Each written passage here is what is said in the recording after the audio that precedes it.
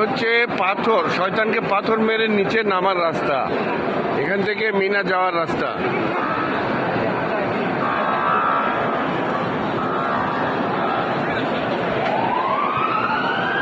এই সমস্ত লোক পাথর মেরে নিচে নামছে, আর ওই দিক দিয়ে সব উঠতেছে আর পাথর মারতেছে।